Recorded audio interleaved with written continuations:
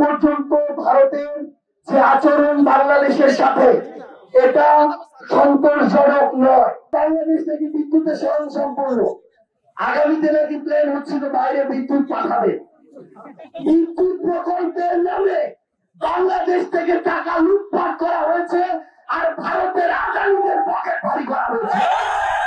বিদ্যুৎ প্রকল্পের নামে এই বাংলাদেশ থেকে খুনি হাসিনার পরিবার ভারতের কোম্পানিগুলোর সাথে নেগোসিয়েশন করে তাদের থেকে লক্ষ লক্ষ কোটি টাকা পার্সেন্টেজ দিয়েছে। এভাবে ওই চুরি আপনারা আমাদের টাকাগুলো দিয়ে আজকে তারা দেশের এবং দেশের বাইরে থেকে বড় বড় চক্রান্ত করে। যদি চুরি না করতো তাহলে আওয়ামী লীগের ওই খুনির দালালরা এখন কিভাবে দেশের বাইরে থেকে এভাবে আলিশান জীবন যাপন করে। ওই খুনিরা এখনো আমরা দেখি সোশ্যাল মিডিয়ায় প্রকাশ্যে বড় বড় গল্প দেয়। ওই খুনিদেরকে প্রশ্ন করতে হবে যে তোরা যে হাজার হাজার কোটি টাকা চুরি করলি এই জন্য তোরা নিজেকে চোর ডাকাত মনে করিস কিনা? যদি তোরা চোর ডাকাত হয়ে থাকিস তোদের এই বাংলাদেশে রাজনীতি করার কোনো অধিকার নাই।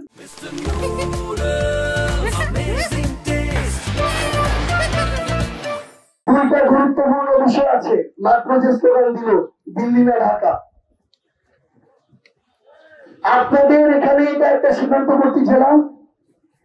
এই অভ্যুত্থানের পরে একটা চিত্র আপনারা দেখেছেন না যে কোথাও যদি ভারতের যে কোনো বিএসএফ এর হোক আর যে কোনো মানুষ হোক আমার কোনো বাংলাদেশি ভাইয়ের উপরে বিন্দু মাত্র অন্যায় অত্যাচার করার চেষ্টা করে,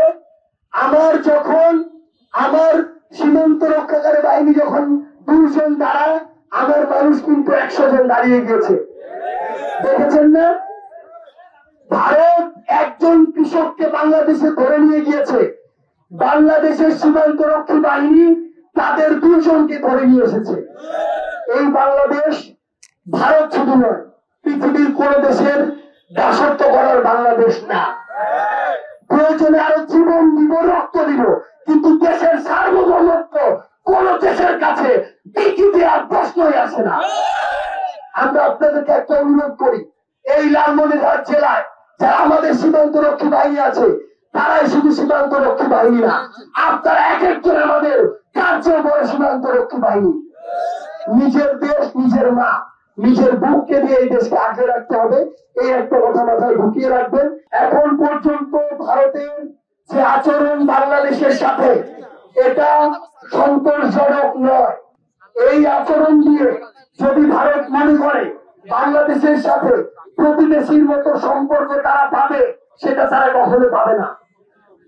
তারা এই 24-এর অভ্যুত্থানের হাজারেরও অধিক খুনের নির্দেশদাতা, লক্ষের অধিক মানুষকে রক্তাক্ত করা হয়েছে যার নির্দেশে সেই খুনি হাসিনাকে তারা আশ্রয় দিয়েছে। যতদিন পর্যন্ত খুনি হাসিনা ভারতে আশ্রিত থাকবে বাংলাদেশের মানুষের সাথে ভারতের সম্পর্ক স্বাভাবিক হবে না। সম্পর্ক স্বাভাবিক যদি করতে চায় তাহলে প্রতিবেশীর মতো অতটুকু শ্রদ্ধা এবং সম্মানের সম্পর্ক হতে হবে, সমতার সম্পর্ক হতে হবে। আগের মতো ওই রকম দাসত্বের সম্পর্ক বাংলাদেশের মানুষ আর মানবে না। স্পষ্ট করে আমরা আমাদের বিজিবি আছে আমরা জানি তারা আমাদের অকুতভয় সীমান্ত রক্ষী, তাদেরকে এতদিন ধরে আওয়ামী লীগ এবং হাসিনা জিম্মি করে রেখেছিল, তাদের যতটুকু শক্তিমত্তা সেটুকুও প্রকাশ করতে দেয়নি। তাদেরকে বিএসএফ এর কাছে সবসময় ছোট করে রেখেছিল, কিন্তু আমরা বিশ্বাস করি তাদের সেই সক্ষমতা আছে পৃথিবীর যে কোনো সীমান্তরক্ষী বাহিনীকে টেক্কা দেওয়ার। সক্ষমতা মানে শুধুমাত্র অস্ত্রের সক্ষমতা নয়, কলিজার সক্ষমতা থাকতে হবে। কলিজার সক্ষমতা এই বাংলাদেশের মানুষের ছিল বলে 71-এ তাদের ওই অস্ত্র না থাকার পরও স্বাধীনতা অর্জন করে গেছিল। আমরা আমাদের সীমান্ত রক্ষী বাহিনীকে বলছি এবং আপনারা যারা আছেন প্রত্যেকে এক একজন সীমান্ত রক্ষী, আমাদেরকে আমাদের জায়গা থেকে এই বিষয়ে সর্বোচ্চ সচেতন থাকতে হবে। অন্তর্বর্তীকালীন সরকারকে অনুরোধ করব, দেশের সার্বভৌমত্বের প্রশ্নে বিন্দু মাত্র আপোষ নয়। যে কোনো ধরনের কুশীল এজেন্ট পাঠানো এগুলো আমরা আমাদের দেশের বিরুদ্ধে চক্রান্ত মনে করি। এগুলোর বিরুদ্ধে সরকার, প্রশাসন এবং জনগণের ঐক্যবদ্ধ আমরা একটি প্রচেষ্টা প্রত্যাশা করি। আমরা যদি ঐক্যবদ্ধ থাকতে পারি তাহলে আর এটার কোনো সুযোগ থাকবে না বলে আমরা বিশ্বাস করি।